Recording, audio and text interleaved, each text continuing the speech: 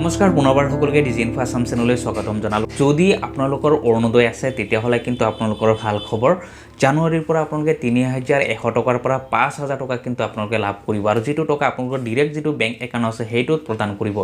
আপোনালোকে যদি এই ৩,১০০ টকা বা ৩,৫০০ টকা যি টকাই দিয়ে সেইটো যদি আপোনালোকে লাভ কৰিব বিচাৰে তেতিয়াহ'লে কিন্তু আপোনালোকৰ অৰুণোদয় থাকিব লাগে আৰু অৰুণোদয় থকাৰ পিছতো কিন্তু আৰু কেইটামান কাম আছে আপোনালোকে কৰিব লাগে। সেইখিনি যদি কৰি ৰাখে তেতিয়াহ'লে কিন্তুহে আপোনালোকে সেইটোতে আপোনালোকক সম্পূৰ্ণ ডিটেইলছ আপোনাক জনাম যে আপোনালোকে কি কৰিব লাগিব।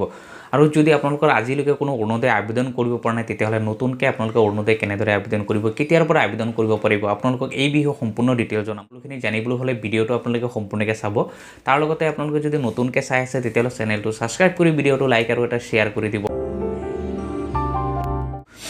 ইতিমধ্যে চাওক মুখ্যমন্ত্ৰীয়ে এটা ডাঙৰ কথা ঘোষণা কৰিছে যে যদি আপোনালোকৰ অৰুণোদয় আছে তেতিয়াহ'লে আপোনালোকক জানুৱাৰীৰ পৰা ৩,১০০ টকা প্ৰদান কৰিব বা ৫,০০০ টকা প্ৰদান কৰিব। ইতিমধ্যে মুখ্যমন্ত্ৰীয়ে এইটো কথা ঘোষণা কৰিছে।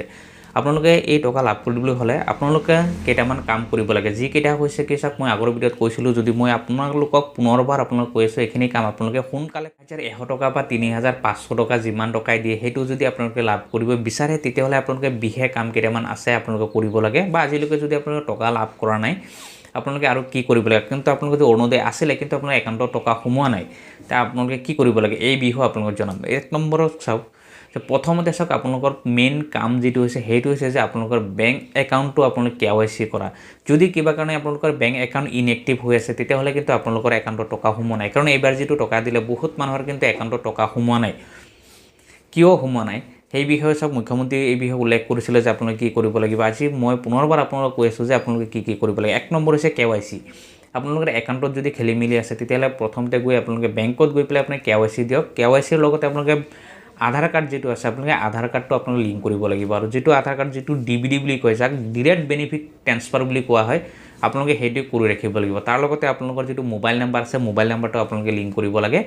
তাৰ লগতে আকৌ অৰুণোদয়ৰ যিটো ID আছে অৰুণোদয়ৰ IDৰ লগতো আপোনালোকে মোবাইল নাম্বাৰ লিংক কৰিব লাগে।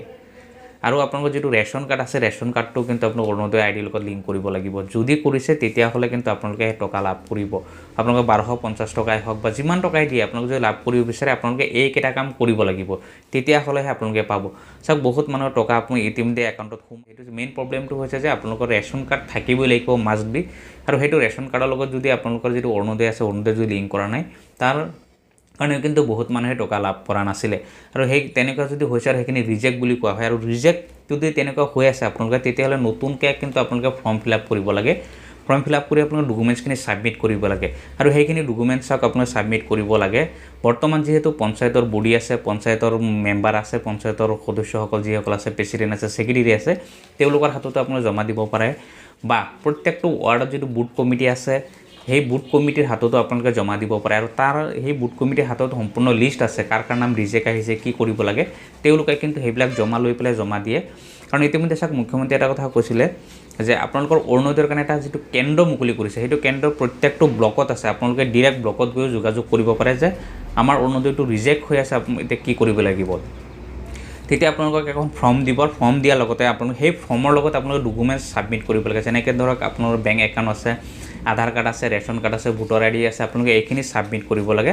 তাৰ লগতে ৰেচন কাৰ্ডটো আপোনালোকে দিব লাগিব। দি পেলাই ছাবমিট কৰিলে আপোনালোকে সেই যদি ৰিজেক্ট হৈ আছে তেতিয়াহ'লে আপোনালোকে সেইটো ঠিক হৈ যাব, আৰু নেক্সট পৰ্যায়ত যিটো টকা দিব সেইটো আপোনালোকে লাভ কৰিব। গতিকে আপোনালোকৰ যদি তেনেকুৱা প্ৰব্লেম হৈ আছে অতি সোনকালে তেওঁলোকৰ লগত যোগাযোগ কৰি পেলাই আপোনালোকে ডকুমেণ্টছখিনি ছাবমিট কৰক। আৰু যিসকলে টকা পাই আছে তেওঁলোকেও যদি আপোনালোকৰ কিবা বেংক একাউণ্টৰ খেলি মেলি আছে, KYCৰ প্ৰব্লেম আছে, DBDৰ প্ৰব্লেম আছে, এইখিনি সোনকালে ঠিক কৰক।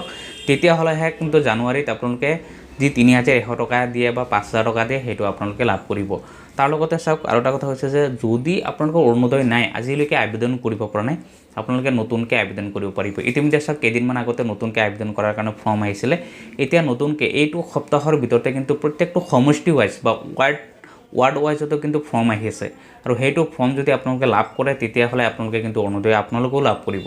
আৰু সেইটো ফৰ্ম আপোনালোকে পাব যাক পঞ্চায়তৰ যিসকল প্ৰতিনিধি আছে প্ৰতিনিধিৰ হাতত ফৰ্ম আহিব, বা বুথ কমিটিৰ প্ৰেচিডেণ্ট ছেক্ৰেটেৰী যি আছে তেওঁলোকৰ হাততো আহে। কাৰণ চাওক এটা কথা মই আগতে কৈছোঁ, সেই ফৰ্মখিনি কাৰ হাতত আহে, যিহেতু চৰকাৰ আছে, চৰকাৰৰ ফলীয়া যিসকল কৰ্মকৰ্তা আছে তেওঁলোকৰ লগত যোগাযোগ কৰিলেও কিন্তু আপোনালোকে ফৰ্ম পাব, আৰু তেওঁলোকৰ হাততে ফৰ্ম আহিব। আপোনালোকে বেলেগত ফৰ্ম আপোনালোকে বিচাৰি নাপাব।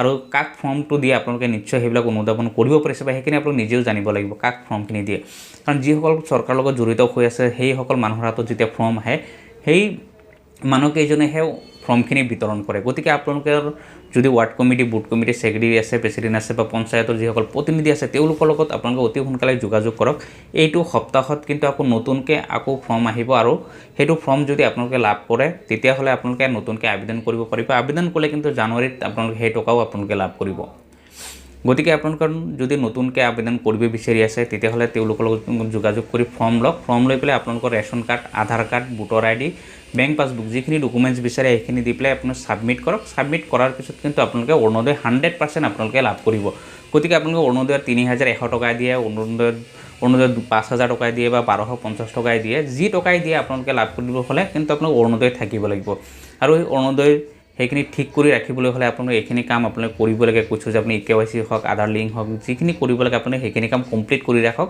তেতিয়াহ'লে কিন্তু আপোনালোকে জানুৱাৰীত যিমান টকাই দিয়ে সেইটো আপোনালোকে লাভ কৰিব গতিকে অৰুণোদয়ৰ বিষয়ে যদি আপোনালোকে আৰু জানিব লাগে আপোনালোকে ভিডিঅ'ত কমেণ্ট কৰিব আপোনালোকে সেইখিনিও আপোনালোক সলভ কৰিবলৈ যত্ন কৰিম যাতে আপোনালোকে অৰুণোদয়ৰ টকা আপোনালোকে লাভ কৰিব পাৰে।